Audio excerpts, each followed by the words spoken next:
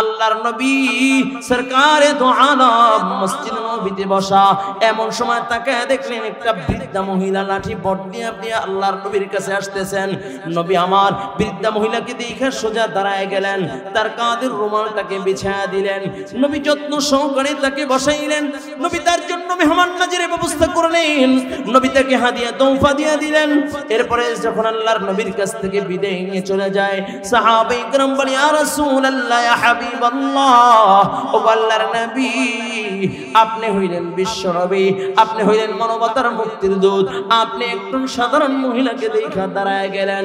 ইয়া রাসূলুল্লাহ জানতে চাই মহিলাটাকে।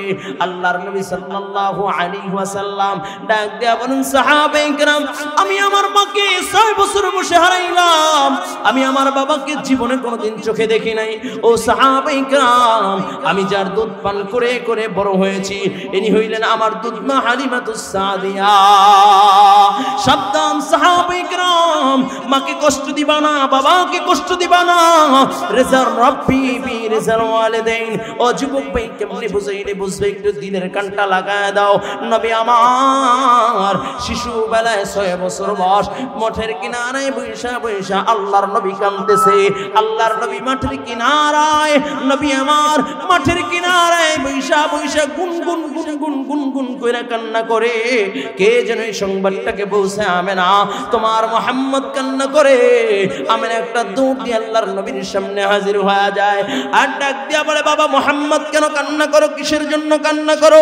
রে বাবা, তোমাকে কে মেরেছে, কে আঘাত করেছে, কে গালি দিয়েছে তুমি বলো। তোমার দাদা হলো মক্কার চেয়ারম্যান, তোমার দাদা তার বিচার করে দিবে। আল্লাহর নবী কান্না বিজড়িত কণ্ঠে ডাক দিয়া কয় মা, রে মা, আমাকে কেউ মারে নাই, আমাকে কেউ খালি দেয় নাই, আমাকে কেউ বকা দেয় নাই।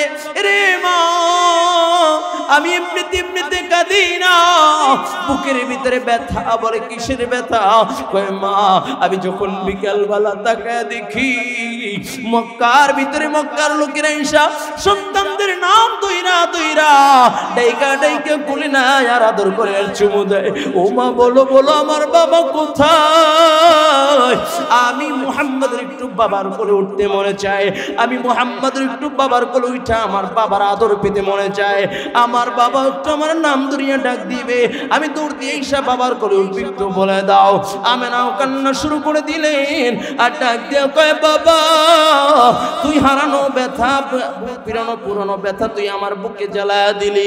চলো চলো আমার দাদার কাছে চলো। আব্দুল মুত্তালিবের সামনে দাঁড়ায় বলে আব্বা জান, একটু ইজাজত দেন, আপনার নাতিকে নিয়ে একটু মদিনার উদ্দেশ্যে যাইতে চাই, আব্দুল্লাহর কবরটা একটু জিয়ারত করতে চাই। আল্লাহর নবীর দাদা আব্দুল মুত্তালিব 6 জনের একটা কাফেলা বানায়া মদিনার উদ্দেশ্যে রওনা করে দিলেন। নবী আমার শিশু নবী মুহাম্মদুর রাসূলুল্লাহ সাল্লাল্লাহু আলাইহি ওয়াসাল্লাম কাফেলার সাথে মদিনায় চলতে লাগলেন। আবওয়া নামক স্থানে যখন চুনিয়া যায়, আমিনা আল্লাহর নবীর বাবার কবরের সামনে দাঁড়ায়া ডাক দিয়া বলে মুহাম্মদ, রে বাবা এখানে দাঁড়াও, এখানেই তোমার বাবা ঘুমিয়ে আছে, ডাক দাও তোমার বাবাকে, ডাক দাও, মন ভরিয়া ভরিয়া ডাক দাও। আল্লাহর নবী সরকারে দু আলম রাহমাতাল লিল আলামিন বাবার কবরের সামনে দাঁড়ায় গেলেন। বাবা বাবা বাবা বাবা বলিয়া যখন ডাক দেয়, কিতাবের ভিতরে লেখা আব্দুল্লাহর কবরটা ফাটিয়া যায়, আসমানের ফেরেশতারা কান্না শুরু করে দেয়। ডাক দেয়া বলে আল্লাহ, তোমার বন্ধু কান্না করলে মাওলা সহ্য করতে পারি না, আয় আল্লাহ তোমার বন্ধুর কান্না সহ্য করা যায় না। আল্লাহ পাক রব্বুল আলামিন ডাক দিয়ে বলে রে মালাকুল মউত, রে আজরাইল যাও যাও যাও, আমার বন্ধুর জন্য কঠিন পরীক্ষা শুরু, আমার বন্ধুর সামনে দিয়া তার মায়ের আমিনার জানটাকে কবজ করে নিয়ে আসবা। এরে জিবরাইল, আমার বন্ধু বাবা হারায়া কান্না করে আমার বন্ধুর সামনে দিয়ে তার মার জানটাকে কবজ করবা। আমিনা জমিনের ভিতরে পড়িয়া যায়।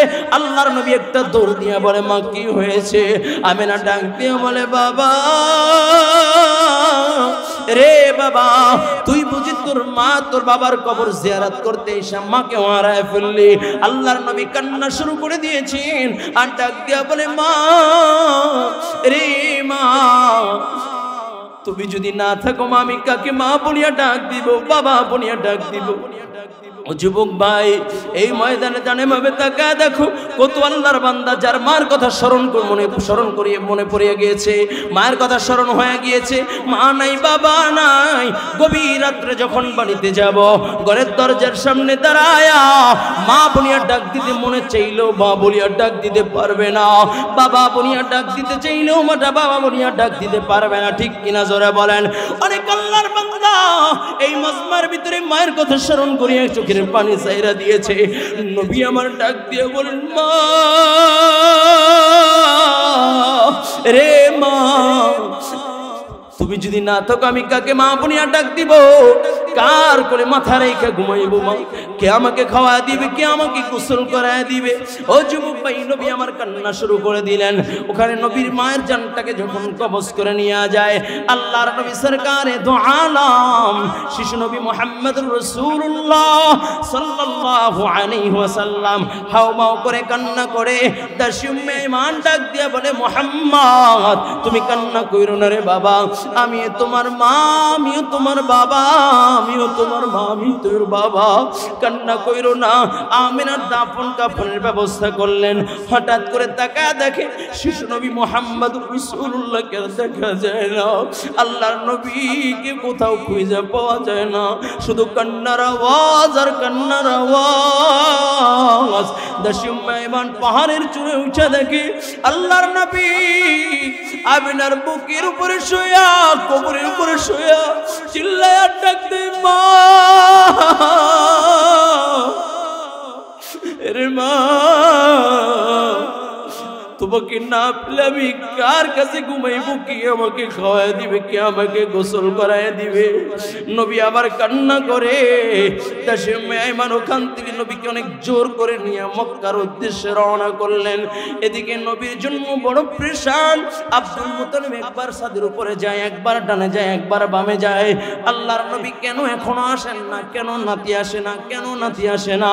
একটু নাতিকে কোলে নিব, নাতিকে আদর করব, নাতিকে বুকে নিব। বারবার টেনশন করতেছে। হঠাৎ করে বিকাল বেলা ছাদের উপরে দাঁড়ায়া নজর দিয়ে দেখে মক্কার গেট দিয়া 6-5 জনের একটা কাফেলা মক্কার দিকে ঢুকতেছে। আব্দুল মুত্তালিবের কলিজার ভিতরে কামড় দেয়। 5 জনের কাফেলা কেন? আমি তো 6 জনের কাফেলা পাঠাইলাম, না জানি আমার নাতি বড় এতিম হয়ে গেছে গা। একটা চিৎকার মারিয়ে ডাক দিয়ে বলি, রে আব্বাস, রে হামজা, রে আবু তালেব, কে কোথায় আছো? আয় আয় আয়, আমার কপাল বুঝি পুইরা গেছে। নবীর দাদা নিজের দিকে নাইমা আল্লাহর নবীর দিকে আগাচ্ছেন।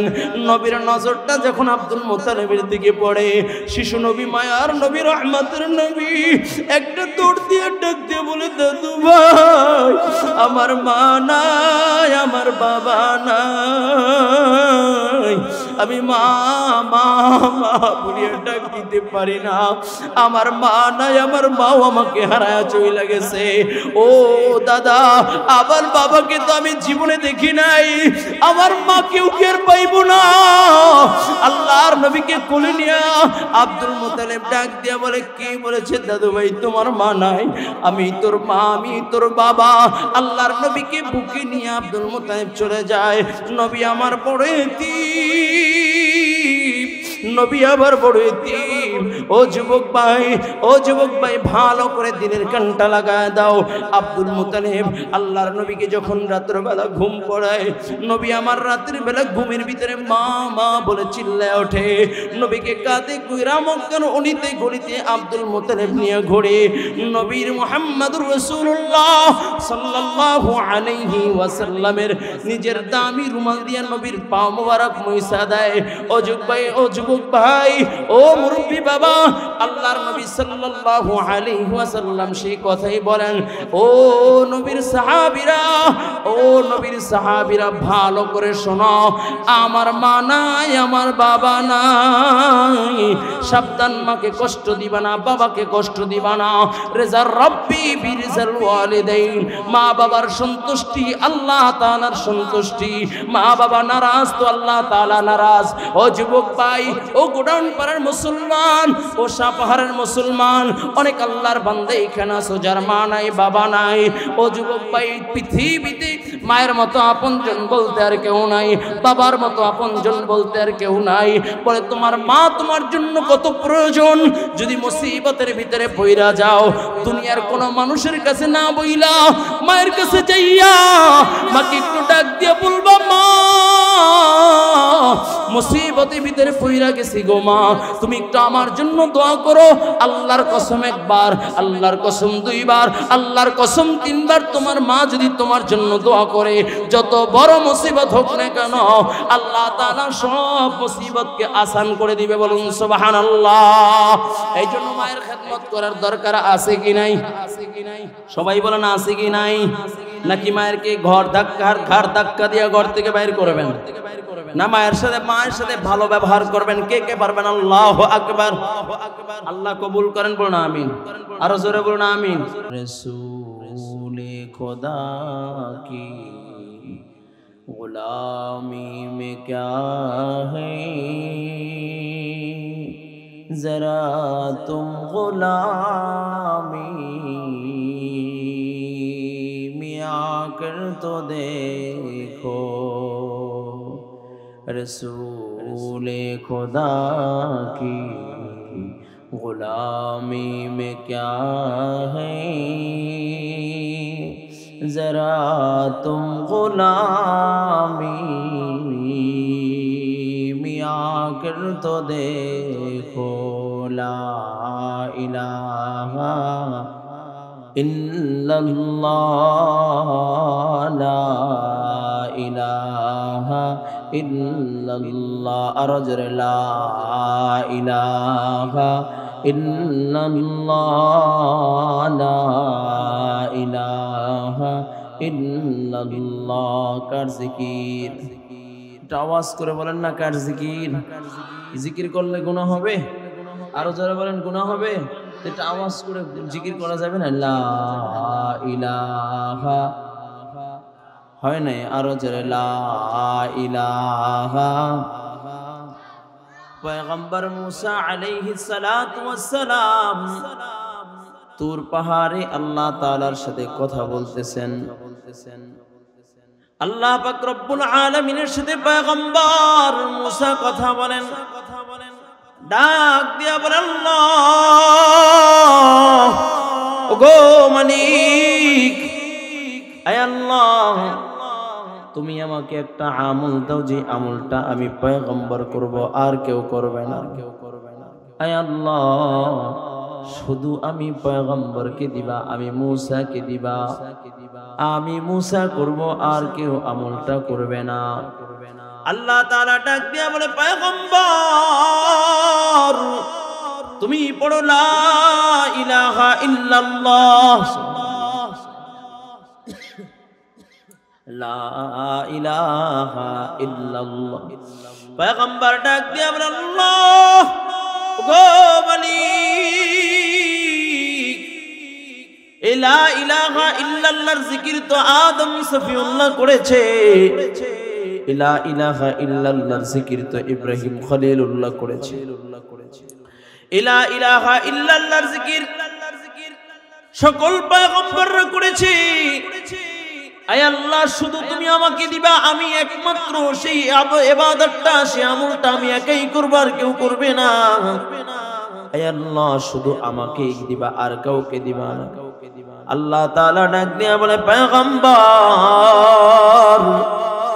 লা ইলাহা ইল্লাল্লাহর ওজন কেমন তুমি কি জানো? লা ইলাহা ইল্লাল্লাহ যদি এক পাল্লা রাখা হয়, আসমান জমিন পাহাড় পর্বত চন্দ্র সূর্য সব কিছু যদি অপর পাল্লায় রাখা হয়, এই কুল কায়নাতকেও যদি অপর পাল্লায় রাখা হয়, জান্নাত জাহান্নামকেও যদি অপর পাল্লায় রাখা হয়, এমনকি আমি আল্লাহকে ভীতি রেখে আমার আরশে আজিমকেও যদি অপর পাল্লায় রাখা হয়, তারপর লা ইলাহা ইল্লাল্লাহর ওজন বেশি হয়ে যাবে। সুবহানাল্লাহ, আল্লাহু আকবার।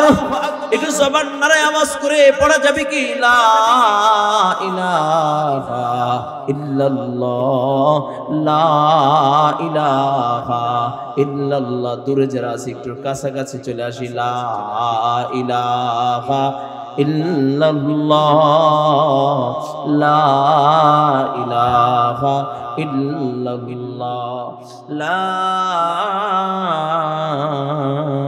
ইলাহা ইল্লাল্লাহ মুহাম্মাদুর রাসূলুল্লাহ।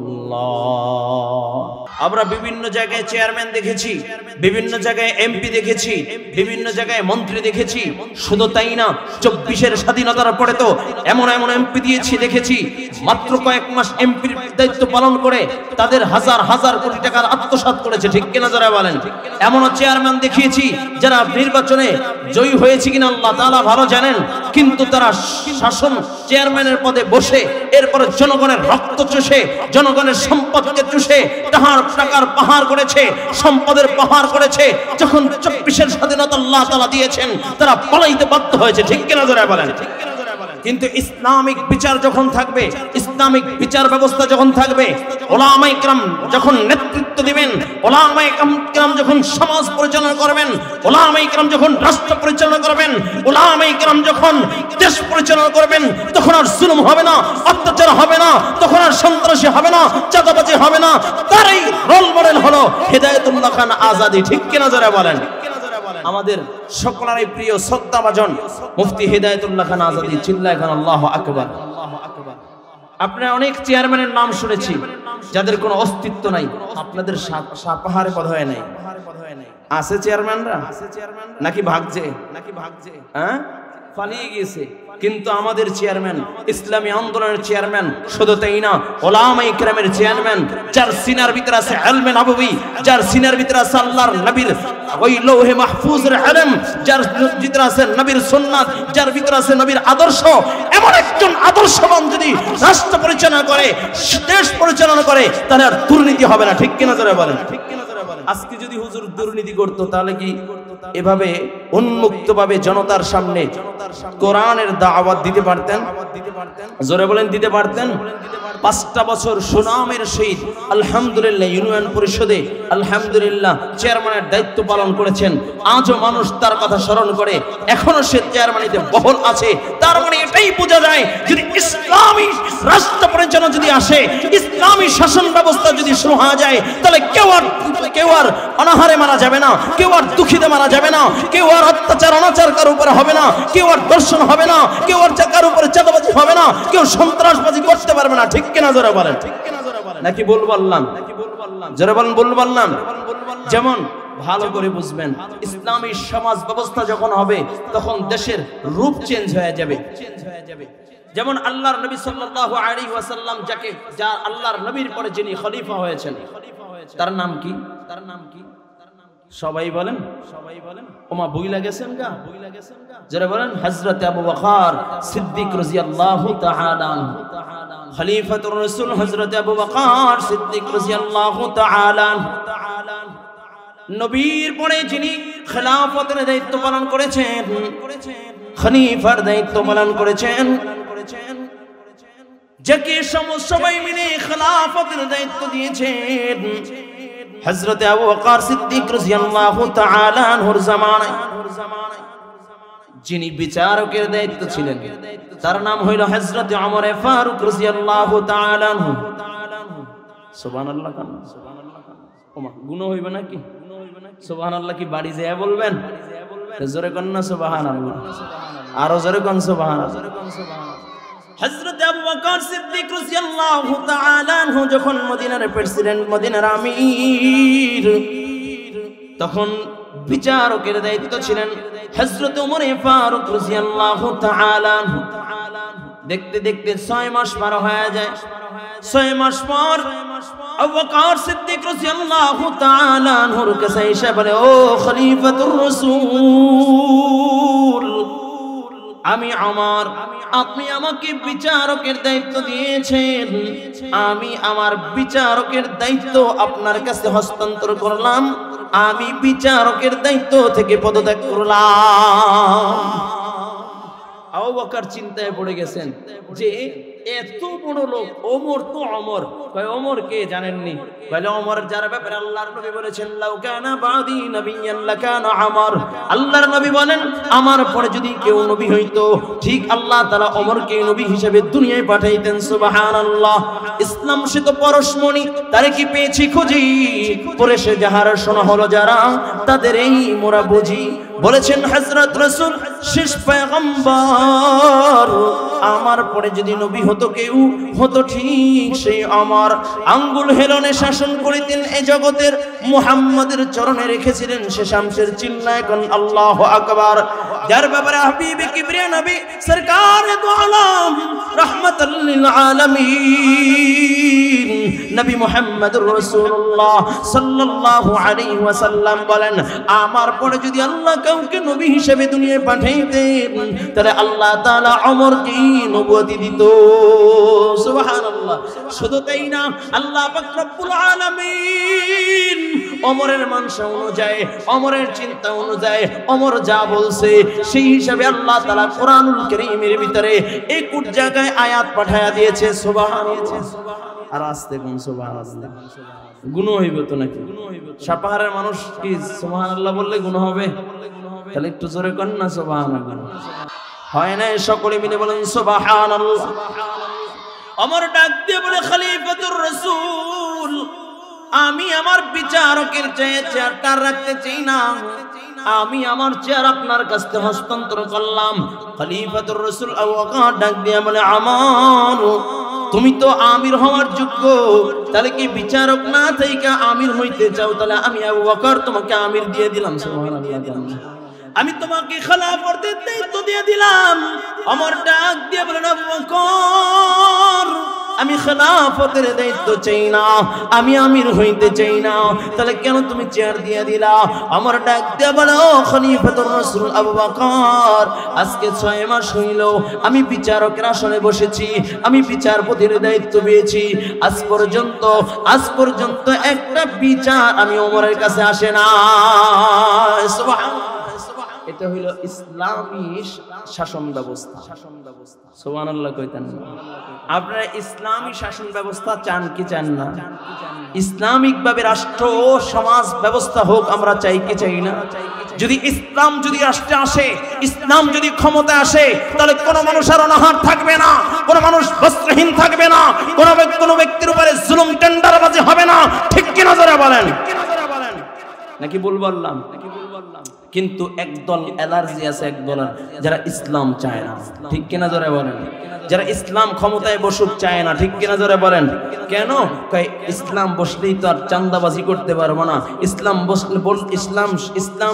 সমাজ ব্যবস্থা হইলেই তো আর দুর্নীতি করতে পারবো না, ইসলামিক সমাজ ব্যবস্থা হলে তো আর ঘুষ খাইতে পারবো না, সুদ খাইতে পারবো না। ঠিক কিনা জোরে বলেন? আল্লাহ আমাদেরকে বোঝার ও আমল করার তৌফিক দান করুন। মানে ইসলামী শাসন ব্যবস্থা চালু হলে আর কোনো মানুষ দুঃখী থাকবে না। যার বাস্তব প্রমাণ আমাদের দেশে তো দেখেছি, বিগত সরকার উন্নয়ন হোক চাই না হোক, কিন্তু বিলবোর্ড একটা টানায় দিয়েছে। এই সরকারের আমলে পদ্মা সেতু হয়েছে, কিন্তু পদ্মা সেতুর আড়ালে যে আরো 6 পদ্মা সেতুর টাকা আত্মসাৎ করেছি, এ কথা কিন্তু একবারও বলে না। ঠিক কিনা জোরে বলেন? ঠিক কথা হইলো ঠিক বললো, ঠিক না বললো ঠিক কি না? এক সালমান এফ রহমান তার মাত্র কয়েকটা ব্যাংক থেকে 36,000 কোটি টাকা নিয়ে ব্যাংককে দেউলিয়া করে দিয়েছে। এখন পর্যন্ত বাংলাদেশে প্রায় 30টার মতো ব্যাংক দেউলিয়ার মতো পথে, মানুষ আত্মচিৎকার আর হাহাকার করতেছে। এই নারপেশাসগুলো বাংলাদেশের মানুষের সম্পদগুলোকে লুটে পুটে ওরা বিদেশে বেগম পাড়া তৈরি করেছে। ঠিক কেন যারা বলেন? আর ইসলাম আসলে বেগম পাড়া হবে না, প্রত্যেকটা মানুষের দ্বারে দ্বারে মানুষ তার হককে বুঝিয়ে দিবে। ঠিক কিনা জোরে বলেন? যেমনি ভাবে বুঝবেন, ভালো করে বুঝবেন। আমরা দেখেছি আমাদের দেশের সরকার কি বলে, বিলবোর্ড বলে অমুক খাতে এত টাকা, বলে উন্নয়ন করেছি, এই কাজ উন্নয়ন করেছি, এই উন্নয়ন হয়েছে।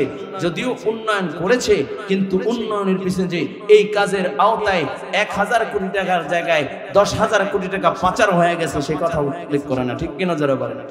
আপনি তো কাজ করে প্রকাশ করেন, কাজ না করেও প্রকাশ করেন, কিন্তু আল্লাহর নবীর সাহাবীরা গোপনে গোপনে কাজ করে আল্লাহর রেজামন্দি অর্জন করতে চায়। ঠিক কিনা যারা বলে? ঠিক কিনা যারা বলে? যেমন মদিনার ভিতরে একটা বিলবোর্ড টানানো আছে, আমাদের দেশেও যেমন আছে বিলবোর্ড, এই সরকার এই উন্নত করেছে, এই সরকার এই উন্নত করেছে। মদিনার ভিতরে একটা বিলবোর্ড টানানো আছে। বিলবোর্ডে কি লেখা? কয় মদিনার কয়জন বিধবা নারী আছে, মদিনায় কয়জন অসহায় ব্যক্তি আছে, মদিনায় কয়জন যার বস্ত্র নাই, মদিনায় কয়জন তার থাকার জায়গা নাই, মদিনার কয়জন মানুষের আহার নাই, মদিনায় কোন মানুষটা কোন অসুবিধা আছে, এভাবে লিস্ট করা আছে। হযরত আবু বকর সিদ্দিক রাদিয়াল্লাহু তাআলা আনহু, নবীর সাহাবী আবু বকর, তার আমলনামায় একটা বিলবোর্ড টানানো। এই বিলবোর্ডের ভিতরে কে আছে বিধবা, যার সব থাকার কোনো জায়গা নাই, যার চলার কোনো অবলম্বন নাই, এইভাবে লিস্টগুলো করা হয়েছে। আর আবু বকর ডাক দিয়ে বলে, মদিনার সাহাবীরা, তোমরা কে কোন অসুবিধায় আছে তার খাদেম হইয়া যাও, তুমি সবল আছো আর একজনের খেদমত করবা। এভাবে একটা নাম লিস্ট হয়েছে, বিলবোর্ড টানানো আছে। ওখানে লেখা আছে অমুক ব্যক্তির খেদমত করবে ওমর, অমুক ব্যক্তির খেদমত করবে আলী, অমুক ব্যক্তির খেদমত করবে ওসমান, অমুক ব্যক্তির খেদমত করবে আবু যর, অমুক ব্যক্তির খেদমত করবে অমুক। এইভাবে নাম টানানো আছে। হযরত ওমর ফারুক রাদিয়াল্লাহু তাআলা আনহু বলেন, এ পৃথিবীর মানুষ, আমি ওমর একজন খেদমত করতাম, ওমর খাদিম হয়ে গেলাম। আমি আমার যার খাদিম বানায়া দিয়েছি, আমি তার খেদমত করে মসজিদে নববীর ভিতরে আসলাম। আয়েশা দেখি বিলবোর্ডের ভিতরে একটা বিধবা নারী আছে, যার স্বামী যুদ্ধের ময়দানে শাহাদাত বরণ করেছে, বৃদ্ধ মহিলা। ওই মহিলার নামের পাশে কোনো খাদেমের নাম নাই, ওই মহিলার খেদমত কে করবে এমন কোনো উল্লেখ নাই।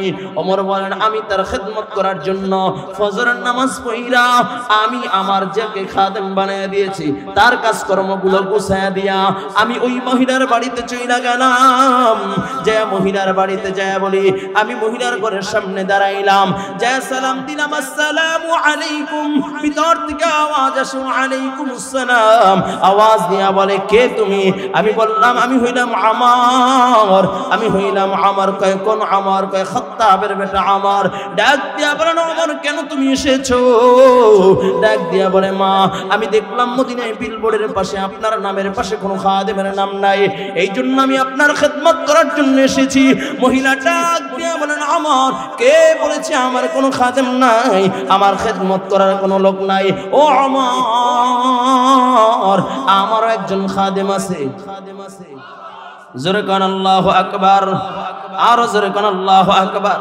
কয় আমার কে বলেছে আমার খাদেম নাই? ওমর আমার একজন খাদেম আছে যে আমার খেদমত করে।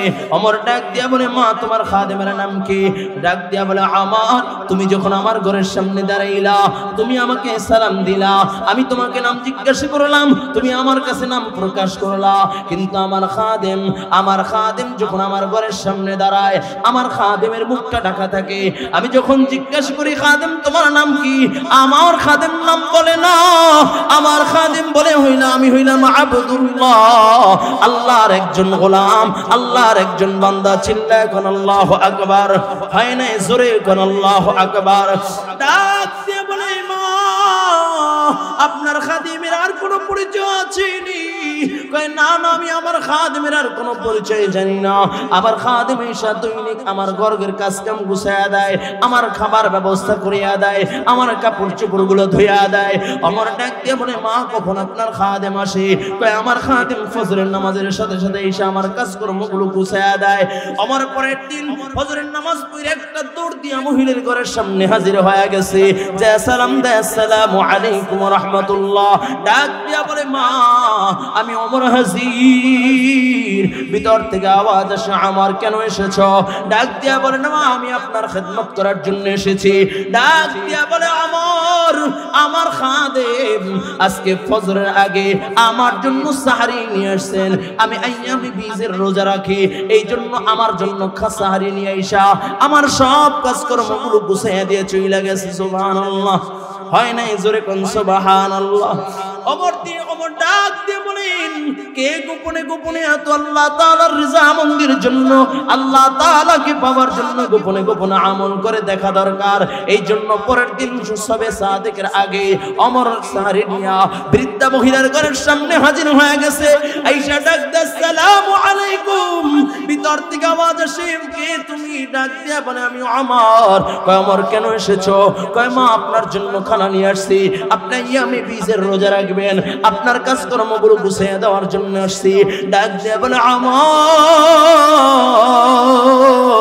আমার খাদেম ইয়ামে বীজের রোজা রাখে, আমাকে যদি সবে সাদেকের আগ দিয়ে যদি ঈশা সাহারি দেয় তাহলে তারও সাহারি খাইতে কষ্ট হয়, আমারও খাইতে কষ্ট হয়। এই জন্য আজকে মধ্যরাত্রে ঈশা আমার খাদেম আমাকে খানা দিয়ে গেছে, আমার ঘরের সব কাজকর্মগুলো গুছিয়ে দিয়েছে। ওমর বলে কি এমন ব্যক্তি যে গোপনে গোপনে ইবাদত কইরা আল্লাহর রেজামন্দি অর্জন করতে চায়? ওমর আবার বাড়িতে চইলা যায়। পরের দিন ওমর বলেন আজকে যদি আমি ভোর রাত্রে যাই তাহলে পাইবো না। ওমর এই জন্য পরের দিন এশার নামাজ পড়া মহিলার বাড়িতে চইলা যায়, আড়াল হয়ে যায়। ওমর দেখতে চায় গোপনে গোপনে গোপনে কি আল্লাহ তাআলার রেজামন্দির জন্য এই কাজগুলো করে, কে খিদমত করে।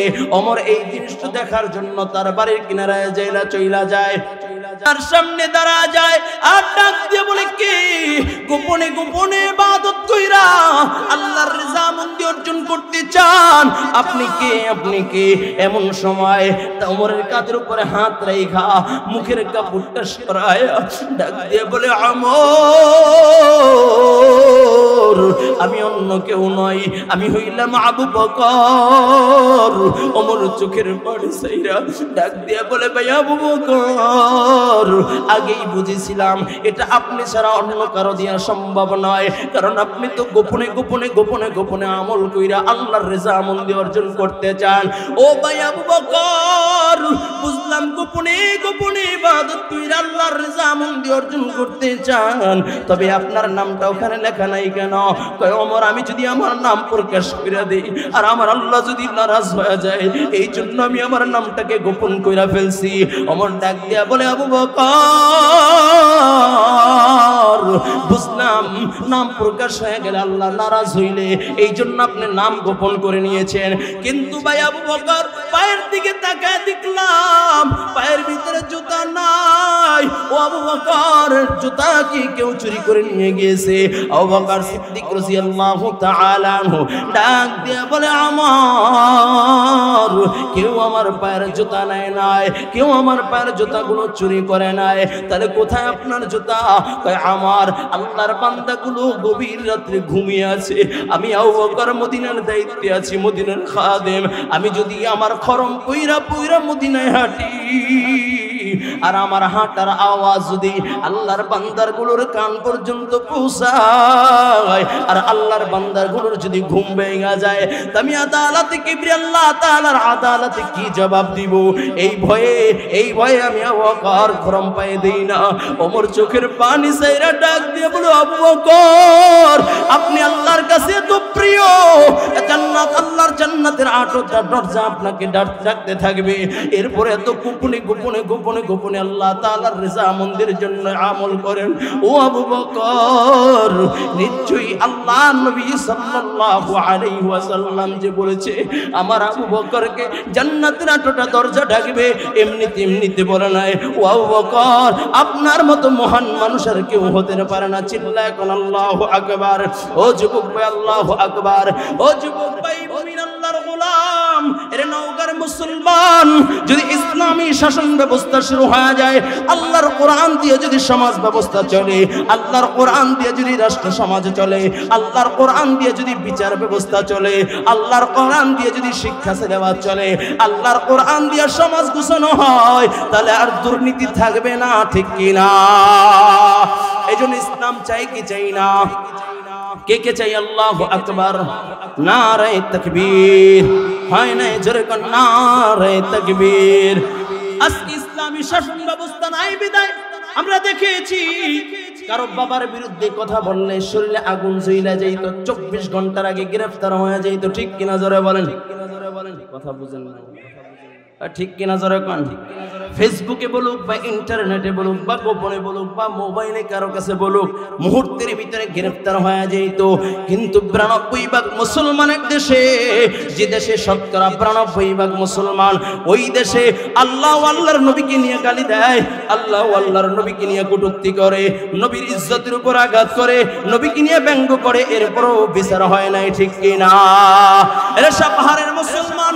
আবার যদি কোনো কুলাঙ্গার আমার নবীকে নিয়ে কটূক্তি করে, আমার নবীকে নিয়ে বেইজ্জতি করে, আমার নবীর উপরে আঘাত করে, আমার নবীর চরিত্রের উপরে কথা বলে, মুসলমান তোমাদেরকে যদি ডাক দেওয়া হয়, 92% মুসলমানের দেশে কোন নাস্তিকের বাচ্চাকে জায়গা দেওয়া হবে না। প্রয়োজনে রক্ত দিব, জীবন দিব, তারপর নাস্তিক মুক্ত বাংলা গর্ব কে এবার আল্লাহু আকবার। পারবে তো ইনশাআল্লাহ? নারায়ে তাকবীর। পারবে তো ইনশাআল্লাহ? নাস্তিক মুক্ত বাংলা করতে চাই। কি বলেন? এদেশটা হলো স্বাধীনতার, এদেশ স্বাধীন হয়েছে ইসলামের উপরে ভিত্তি করে, ঠিক কিনা যারা বলেন? এদেশ স্বাধীন হয়েছে মুসলমানদের রক্তের বিনিময়ে, ঠিক কিনা যারা বলেন? কোন হিন্দুর বাচ্চা এদেশ স্বাধীন করার সময় রক্ত দেয় নয়, ঠিক কিনা যারা বলেন? এদের স্বাধীন হয়েছে, এই যখন 24-এর স্বাধীনতা পেয়েছি তখনও কিন্তু মুসলমানদের রক্ত ঝরেছে, ঠিক কিনা যারা বলেন? ছাত্র জনতার রক্ত ঝরেছে, ঠিক কিনা যারা বলেন? এদেশের মেহনতি মানুষ, শ্রমজীবী মানুষের রক্ত ঝরেছে, ঠিক কিনা যারা বলেন? রক্তের বিনিময়ে 56,000 বর্গ মাইল এ স্বাধীন ভূখণ্ড পেয়েছি। এ ভূখণ্ডে কেউ নবীকে নিয়ে গালি দেবে, আল্লাহ আল্লাহর রাসূলের বিরুদ্ধে করবে, আর মুসলমান সহ্য করবে না, ঠিক কিনা যারা বলেন? আল্লাহ আমাদের সকলকে কবুল করেন, বলেন আমিন। আরো যারা বলেন আমিন। এখন কিছু কিছু নাস্তিক আছে, ওরা বাহিরে যায়, ওদেরকে অ্যালার্জি, কারণ দেশে তো আর থাকতে পারবো না, কারণ দেশে তো যাদের ছত্র ছায়ায় ওরা ছিল, সেই তারা মনে করছিল যে এই যেন এক মহা সম্পদ পেয়েছি, এই জন্য আমি বড় ধন পেয়েছি, আমার মতো ক্ষমতাসীন আর কেউ নাই, আমার মতো বাদশা আর কেউ নাই, আমার মতো রাজত্ব আর কেউ নাই, আমার পুলিশ আছে, আমার আর্মি আছে, আমার বিডিআর আছে, আমার র্যাব আছে, আমার র আছে, আমার টিভি আছে, ইত্যাদি ইত্যাদি। মনে করছি এ শক্তি দিয়ে আমি অটল থাকবো। এই মিয়া, তুমি মনে করছো তুমি এ শক্তি দিয়ে অটল থাকবা? তোমার চেয়ে ফিরআউনের শক্তি কম ছিল না, তোমার চেয়ে নমরুদের শক্তি কম ছিল না, তোমার চেয়ে সাত্তাদের শক্তি কম ছিল না, ঠিক কিনা যারা বলেন? কিন্তু বিজয় আল্লাহ পাক রব্বুল আলামিন রংরুত্রে দেয় নাই। ইব্রাহিম খলিলুল্লাহ একজন বলেছে লা ইলাহা ইল্লাল্লাহ তুফলিহুন, লা ইলাহা ইল্লাল্লাহ। ওই ইব্রাহিম একজনকেই আল্লাহ তাআলা বিজয় দিয়েছে, ঠিক কিনা যারা বলেন? ইমানদার যদি একজন থাকে, ইমানদার যদি একজন থাকে, ওই একজনকে আল্লাহ বিজয় দান করবেন, ঠিক কিনা যারা বলেন? আর একজনই সফল হবে, ঠিক কিনা? এই জন্য ইমান বিক্রি করা যাবে, যারা বলেন ইমান বিক্রি করা যাবে। এই যে দেখেন না, আবার স্বাধীন হওয়ার পরে আমার কিছু ভাইরা লুটপাট শুরু করেছেন। ও ভাই, এজন্যই কি রক্ত দিয়েছিলাম, এজন্যই কি অত্যাচার অনাচার শুরু করেছিলাম? ভাই, আর কতবার লুটপাট হবে? আমি তো বলি, আমি প্রায় সময় বলি, আমার দেশে যদি একজন ইনসাফওয়ালা রাষ্ট্রপ্রধান পেতাম, আমার দেশে যদি একজন ইসলামিক রাষ্ট্রপ্রধান পেতাম, আমার দেশে যদি আদর্শবান একজন রাষ্ট্রপ্রধান পেতাম, তাহলে আমার দেশ সিঙ্গাপুর হতে 5 বছরের বেশি সময় লাগতো না, ঠিক কিনা যারা বলেন? ভুল বললাম? মাত্র 5 বছর লাগতো। আমার দেশের ভিতরে আল্লাহ পাক রব্বুল যে সম্পদ দিয়েছে, কই ঘরের দোয়া চিনেন? ঘরের কি বলে এটা? আরে হ্যাঁ, ঘরের পাশে আঙ্গিনায় একটা কদুর বিচি লাগায় দিলে, লাউ বিচি লাগায় দিলে শত শত লাউ হয়, ঠিক কিনা জোরে বলেন? এটা কার দেওয়া নেয়ামত? আর জোরে বলেন কার দেওয়া নেয়ামত? আমার এই দেশকে, দেশের দিকে চতুর্মুখী চক্রান্তকারীদের নজর পড়ে আছে, ঠিক কিনা জোরে বলেন? কিন্তু সচেতন হতে হবে। আমরা একে অপরে মিলেমিশে যদি এই দেশ গড়ি, আমরা একে অপরে মিলেমিশে যদি এই দেশ গড়ি, ইনশাআল্লাহ বেশি দিন লাগবে না এই দেশটাকে গড়তে, ঠিক কিনা জোরে বলেন? আল্লাহ আমাদের সকলকে তৌফিক দান করেন, বলেন আমিন। আরো জোরে বলেন আমিন। যুবক ভাইরা আমার, রাগ করতেছেন? কে হুজুর আসছি আমাদের চেয়ারম্যান সাহেবের আলোচনা শোনার জন্য, মুফতি হিদায়াতুল্লাহ খান আজাদি সাহেবের আলোচনা শোনার জন্য। কি আপনি চিল্লাইতেছেন? হুজুর আসছেন, আলহামদুলিল্লাহ। হুজুর চলে আসছেন, অনেক আগেই আসছেন, অল্প সময়ের ভিতরে আসবেন। সবাই বলেন আলহামদুলিল্লাহ। হুজুর আসবে, আমরা কে কে চাই? আল্লাহ কবুল করেন। তাহলে যারা হাঁটাহাঁটি করতেছেন একটু বসা যাবে না ইনশাআল্লাহ? কি বলেন, একটু বসা যাবে তো ইনশাআল্লাহ? অল্প সময়ের ভিতরেই হুজুর আসবেন এবং আলোচনা করবেন, তার সুরিত কণ্ঠ দিয়ে হৃদয় উজাড় করে আলোচনা করবেন। আমরাও ইনশাআল্লাহ আলোচনা শুনে এখান থেকে আখিরি মোনাজাত করে কান্নাকাটি করে এখান থেকে বিদায় নিব। আল্লাহ কবুল করেন, বলুন আমিন। আরো জোরে বলুন আমিন। এই জন্য কোরআনী সমাজ ব্যবস্থার দরকার আছে কি নাই? জোরে বলুন আছে কি নাই? যদি কোরআনী সমাজ ব্যবস্থা থাকে তাহলে আর কোন মানুষের ভিতরে হিংসা থাকবে না, কাটাকাটি থাকবে না, সন্ত্রাসবাদ চাঁদাবাজ থাকবে না। ঠিক কিনা জোরে বলেন? যেমনি ভাবে সাহাবায়ে কেরাম, ভালো করে বুঝবেন, সাহাবায়ে কেরাম যাদের সম্পদ ছিল না, অর্থ ছিল না, টাকা পয়সা দ্বন্দ্বওয়ালাদ ছিল না, কিন্তু আল্লাহর নবী যে দ্বীন নিয়ে এসেছেন সে দ্বীন ছিল। এই জন্য তারা কতটা উদার ছিল, সাহাবায়ে কেরাম কতটা উদার। যুদ্ধের ময়দানে চলে গিয়েছেন, আহত অবস্থায় রক্তাক্ত অবস্থায় জমিনে পড়ে রয়েছেন, আওয়াজ দিয়েছেন পানি পানি বলে আওয়াজ দিয়েছেন। এমন সময় তার সামনে পানি নিয়ে গিয়েছে, পাশে আরেক ভাই ডাক দিয়া বলে পানি পানি। পানির গ্লাস হাতে নিয়ে আহত অবস্থায় পান করবে, এমন সময় ডাক দিয়া বলে ভাই আমার যে পানি বোধহয় আমার ওই ভাইয়ের বেশি প্রয়োজন। জোরে কোন সুবহানাল্লাহ। দ্বিতীয় জনের কাছে পানি নিয়ে যায়, পানি পান করবে, আরেকজন ডাক দিয়া বলে পানি পানি। ডাক দিয়া বলে ভাই আমার ভাই আহত অবস্থায় রক্তমাখা অবস্থায় জমিনে পড়ে রয়েছে, আমার ভাইয়ের পানির বড় প্রয়োজন, যাও যাও আমার ভাইকে পানি দাও।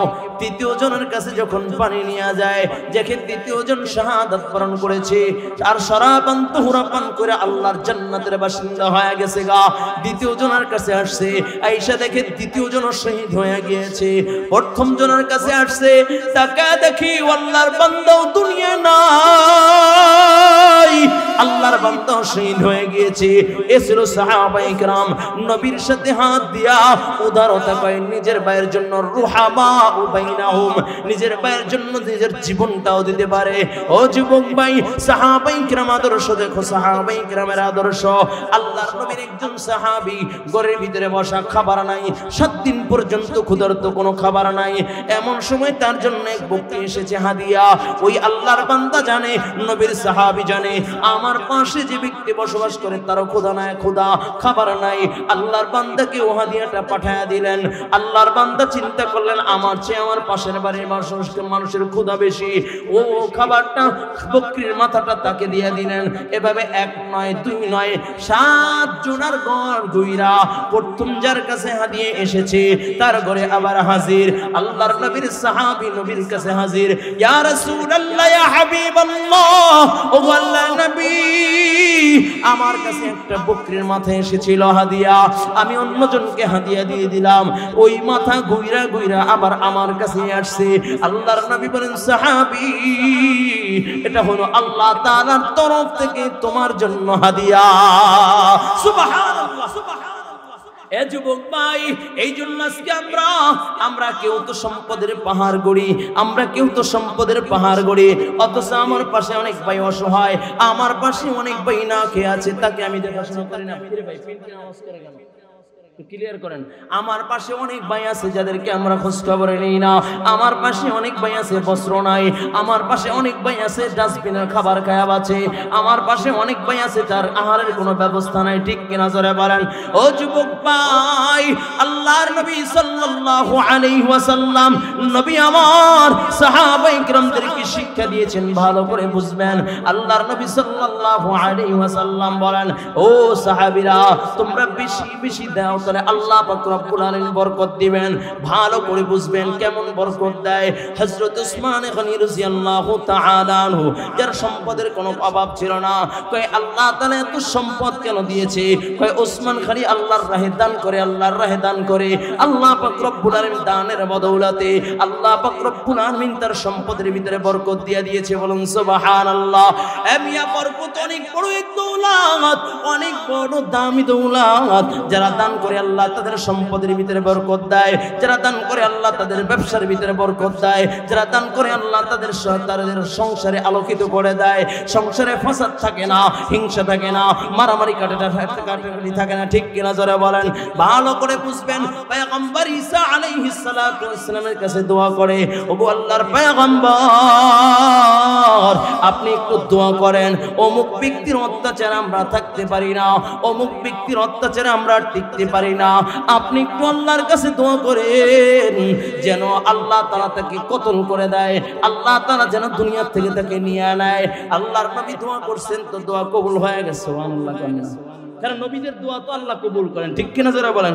যেমন পয়গম্বর নূহ আলাইহিস সালাতু ওয়াসসালাম দোয়া করেছেন, ও আল্লাহ ক্বালা নূহুর রাব্বি লা তাযরা আলাল আরদি মিনাল কাফিরিনা দাইয়ারা, ও আল্লাহ একটা কাফিরের ঘর বাড়িও ছেড়ো না, একটা কাফিরের ঘর বাড়িও ছেড়ো না। আল্লাহ পাক রব্বুল আলামিন আহকামুল হাকিমিন আল্লাহ দোয়া কবুল কইরা নিয়েছেন। প্লাবন শুরু হয়ে গেছে। সুবহানাল্লাহ। কারণ পয়গম্বরদের জবান হলো মুস্তাজাবুদ দাওয়া, যা কয় আল্লাহ সেটাই কবুল করে নেয়। সুবহানাল্লাহ। আরো জোরে কান সুবহানাল্লাহ। আমরা তো দোয়া করি, আমাদের দোয়া কবুল হয় না, কারণ আমরা তো হারামের দিকে ঝুঁকতেছি, সুদের দিকে ঝুঁকতেছি, ঘুষের দিকে ঝুঁকতেছি, হারাম হারাম হারাম খাইতে খাইতে আমরা আমাদের শরীরে রক্ত গোশত তৈরি করছি। ঠিক কিনা জোরে বলেন। আরে যুবক ভাই, এরে মুমিন আল্লাহর গোলাম, বরকত এক দামি দৌলত, বরকত এক দামি দৌলত। কয় যার সংসারে বরকত নাই ও হাজার হাজার কোটি কোটি টাকা কামাইলো শান্তি নাই। ঠিক কিনা জোরে বলেন। বরকতের কথা যেহেতু আসছে, একটা ঘটনা শোনাই, শুনবেন। আমরা ছোটবেলায় পড়েছিলাম, এক ব্যক্তির কয়েক সন্তান, তো বাবার খেদমত করবে কে? এই নিয়ে সন্তানদের ভিতরে একটু ঠেলাঠেলি আছে কি নাই? বাবার খেদমত কেউ করতে চায় না, কিন্তু শ্বশুর শাশুড়ি খেদমত করার বেলায় ওস্তাদ। ঠিক কিনা? শ্বশুর শাশুড়ির বাড়ি যাওয়ার সময় ব্যাগটা বড় উঁচা, মোচাটা বড় ভারী ভারী নিয়ে যাওয়া যায়, তো মায়ের সামনে দাঁড়াইলে মনে হয় অন্যান্য ফকির নিয়ার সমাজে নাই। ঠিক কিনা জোরে বলেন। আছে কি নাই? পৃথিবীতে সবচেয়ে খুশি করা যায় সহজে যাকে, সে হইল মা আর বাবা। ঠিক কিনা জোরে বলেন। আরে মুমিন আল্লাহর গোলাম, এই জন্য আদর্শবান যুবক যদি তৈরি করতে চাও, আদর্শবান নাগরিক যদি তৈরি করতে চাও, তাহলে মাদ্রাসার দরকার আছে কি নাই? আরো জোরে বলা আছে কি নাই? যুবক ভাই একটু দিলের কানটা লাগায় দাও। এই ময়দানে অনেক আল্লাহর বান্দা আছে যার মা নাই, যার বাবা নাই। আমার নবী সরকারে দো আলম নবী রহমাতুল লিল আলামিন নবী তার হায়াতের জিন্দেগিতে নবী আমার দুইটা মাদ্রাসা করেছিলেন, একটা দারে আরকাম আর একটা হলো আসহাবে সুফফা। ওই আসহাবে সুফফার ভিতরে একজন নবীর সাহাবী, নবীর ছাত্র ছিল, যার নাম হইল আবু হুরায়রা রাদিয়াল্লাহু তাআলা আনহু। কয় হাদিসের কিতাব উল্টাইলে এমন কোন পৃষ্ঠা পাওয়া যায় না যেখানে আবু হুরায়রার নাম পাওয়া যায় না, এমন কোন হাদিসের কিতাব নাই যেখানে আবু হুরায়রার নাম পাওয়া যায় না। এই যুবক ভাই, মুমিন আল্লাহর গোলাম, আবু হুরায়রা একদিন রেশমি কাপড়ের রুমাল দিয়ে নাক পরিষ্কার করতেছে, এমন সময় ডাক দিয়া বলে, এ দুনিয়ার মানুষ, আমি সেই আবু হুরায়রা যে খানা পেতাম না, ক্ষুধার্ত থাকতাম, কিন্তু আল্লাহর নবীর দরবারে ছাড়তাম না, নবীর মাদ্রাসায় পড়তাম, নবীর সাথে থাকতাম। একদিনকার ঘটনা শোনো, আমি আবু হুরায়রার প্রচন্ড ক্ষুধা লেগেছে, আমার খানা নাই, ক্ষুধার কারণে আমি ছটফট করতেছিলাম, আমি হঠাৎ করে জমিনের ভিতরে পড়ে গেলাম। এমন সময় সাহাবায়ে কেরাম আল্লাহর নবীর পিছন থেকে নামাজ শেষ করে বের হয়, আর দেখা বলে আবু হুরায়রার বিরিক রোগ হয়েছে, আবু হুরায়রা অসুস্থ। একে একে দেখে চলে যায়, দেখে চলে যায়। সর্বশেষ আবু বকর বের হয়, ডাক দিয়ে কয়, আবু হুরায়রা তোর যে অবস্থা, আমি আবু বকরের একই অবস্থা, আজকে 4-5 দিন ধরে আমার ঘরে কোনো খাবার নাই। আমার বের হয় ডাক দিয়ে বলে, আবু হুরায়রা তোর যে অবস্থা, আমার একই অবস্থা, আজকে 4-5 দিন ধরে আমার ঘরে কোনো খাবার নাই। সর্বশেষ মায়ার নবী রহমতের আরবি নবী মুহাম্মদুর রাসূলুল্লাহ সাল্লাল্লাহু আলাইহি ওয়াসাল্লাম যখন বের হয়, ডাক দিয়া বলে, আবু হুরায়রা নবী আমার হাতটা বাহির কইরা ডাক দিয়া কয় আবু হুরায়রা দাঁড়াও। আবু হুরায়রা বলেন আমি আবার নবীর হাত মোবারক, নবীর জিসম মোবারক, নবীর হাত মোবারক দুইরা দাঁড়ায় গেলাম। আমার মুখের ভিতরে হাসি ফুটে গেল। নবীর সাথে সাথে আমি আবু হুরায়রা চলতে লাগলাম। নবী আমার ঘরের সামনে দাঁড়ায় সালাম দিল। ভিতর থেকে সালামের জবাব আসে। নবী ডাক দিয়া বলে বিবি গো ঘরে কোনো খাবার আসেনি। এমন সময় আওয়াজ আসে ইয়া রাসূলুল্লাহ ইয়া হাবিবাল্লাহ, ওগো নবীজি আজকে 1 নয় 2 নয় 15 দিন পর্যন্ত আমাদের ঘরে কোনো খাবার পাক হয় না, কোনো খানা রান্না হয় না, আমাদের চুলে কোনো আগুন জ্বলে না। কিন্তু ইয়া রাসূলুল্লাহ ইয়া হাবিবাল্লাহ, ওগো আল্লাহর নবী সবই মাত্র 1 পেয়ালা দুধ আপনার জন্য হাদিয়া আসছে। নবী আমার ডাক দিয়া বলে আবু হুরায়রা, রে আবু হুরায়রা যা কপাল খুইলা গেছে গা, আমার আসহাবে সুফার সকল সাথীদেরকে ডাকে দাও। আবু হুরায়রা বলেন আমি একটা দৌড় দিলাম, আল্লাহর নবী আমাকে বলছে এটা আমার জন্য পালন করে ইবাদত হয়ে গেছে। 1 পেয়ালা দুধ যদি আমাকে দিত আমার ক্ষুধাও নিবারণ হইতো না, সামান্য দুধ। কিন্তু নবী আমাকে বলছে সবাইকে ডাক দিতে, এটা আমার জন্য পালন করে ইবাদত হয়ে গেছে গা। সালাম উস पर कि जिसका नाम लेना सआदत है, सलाम उस पर कि जिससे जान फिदा करना सआदत है, सलाम उस पर कि जिससे बुग़्ज़ न फरमानी सखावत है, सलाम उस पर कि जिससे रहमत ही रहमत है। আল্লাহর নবী বলেছেন এটা আমার জন্য পালন করে ইবাদত হয়ে গেছে গা। আবু হুরায়রা বলেন আমি সকলকে ডাক দিয়ে নিয়ে আসলাম। আল্লাহর নবী আমার হাতের ভিতরে দুধের পেয়ালা দিলেন। আবু হুরায়রাকে আল্লাহর নবী বলেন আবু হুরায়রা সকলকে দুধ পান করাও। আবু হুরায়রা বলেন যদি আমাকে শুরুতে বলতো কমাস কম 1 ডুব পান করে আমি আমার গলা ভিজে দিতে পারতাম। যেহেতু আল্লাহর নবী আমাকে আগে পান করতে দেয় নাই, বলছে পান করাইতে, এটা আমার জন্য পালন করা ইবাদত হয়ে গেছে। আমি একজনকে ধরে ধরে আমি দুধ পান করাইতেছিলাম। এমন সময় আল্লাহর নবী যে দুধের পেয়ালা দিলেন, ও দুধের পেয়ালার দিকে তাকায় রইলাম। আমি দুধের পেয়ালার দিকে তাকাইছি আর দুধ পান করাচ্ছি। দুধ পান করাইতে করাইতে করাইতে করাইতে 1 নয় 2 নয় 79 জনকে আমি আবু হুরায়রা নিজ হাতে দুধ পান করাইলাম। শুধু তাই না, মায়ার নবী ডাক দিয়ে বলেন আবু হুরায়রা এখন তুমি দুধ পান করো। আবু হুরায়রা বলে আমি দুধ পান করা শুরু করলাম। বিসমিল্লাহ বলিয়া যখন আমি দুধ পান করা শুরু করলাম, আমি দুধ পান করতেছি। দুধ পান করতে করতে করতে করতে এত পরিমাণে দুধ পান করেছি আমার পেট উঁচা হয়ে গেছে, আমার পেট শক্ত হয়ে গেছে। এত পরিমাণে দুধ পান করেছি বলে মিসাল স্বরূপ বলে পেটের উপরে উকুন মারা যাবে, এত পরিমাণে পান করেছি। এরপরে মায়ার নবী রাহমাতে আরবি নবী মুহাম্মদুর রাসূলুল্লাহ সাল্লাল্লাহু আলাইহি ওয়াসাল্লামের দেওয়া যে দুধের পেয়ালা, ওই দুধের পেয়ালার দিকে তাকায় দেখি মায়ার নবী যতটুকু দুধ আমার হাতের ভিতরে দিয়েছে ততটুকু দুধ এখন পর্যন্ত বিদ্যমান। যুবক ভাই, এটার নাম হইল বরকত। যদি বরকতের আশায় এই ময়দানে যারা সুজুর আমি বরকত চাই, ও যুবক ভাই মাদ্রাসার সাথে সম্পর্ক লাগাও। আল্লাহর নবী দুধ দিয়েছেন তো বরকতে পরিপূর্ণ হয়ে গেছেন।